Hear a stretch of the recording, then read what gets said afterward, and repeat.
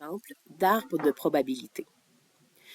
Si dans un sac, on a des billes rouges et des billes bleues et qu'on fait 2 tirages, notre arbre devrait ressembler à ça ici, avec 2 rectangles pour représenter chacun des 2 tirages. Vous remarquez que les probabilités ne changent pas avec le temps. Donc, la probabilité d'avoir une bille rouge ne change pas avec le temps parce que c'était inscrit qu'on remettait la bille tirée. Ça va nous donner des événements qui sont indépendants, dont la probabilité ne change pas avec le temps.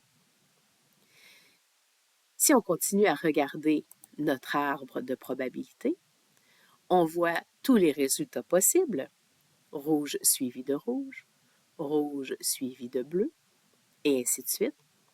Et j'ai inscrit les probabilités qu'on a obtenues en faisant 7 dixièmes fois 7 dixièmes pour représenter rouge suivi de rouge.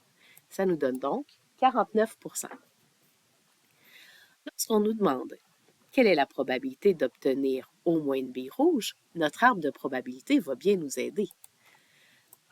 Obtenir au moins une bille rouge, ça veut dire obtenir une bille rouge suivie d'une bille rouge, ou une bille rouge suivie d'une bille bleue, ou une bille bleue suivie d'une bille rouge.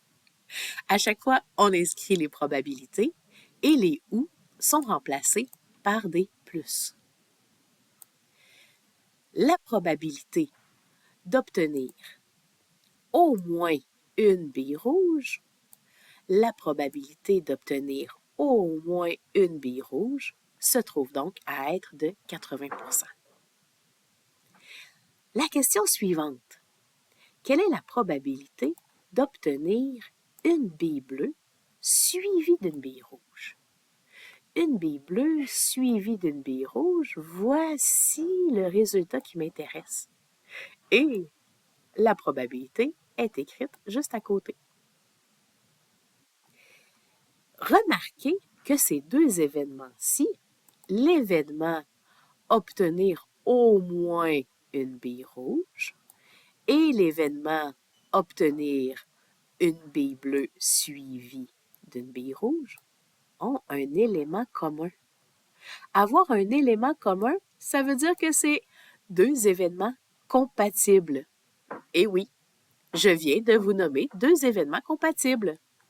Le premier événement, obtenir au moins une bille rouge, et le deuxième événement, obtenir une bille bleue suivie d'une bille rouge. Ce sont deux événements compatibles. Au contraire, je vous demande deux événements qui sont complémentaires. Il ne faudra pas qu'ils soient compatibles. Il va falloir qu'ils soient complètement séparés et que les deux ensemble nous permettent de faire l'univers des possibles. Ce que je vous propose comme premier événement, c'est de piger une bille rouge en premier. Et comme deuxième événement, piger une bille bleue en premier. Donc, l'événement piger une bille bleue en premier, l'événement piger une bille rouge en premier sont deux événements qui sont complémentaires parce que les deux ensemble nous permettent d'avoir l'univers des possibles et qu'il n'y a rien en commun.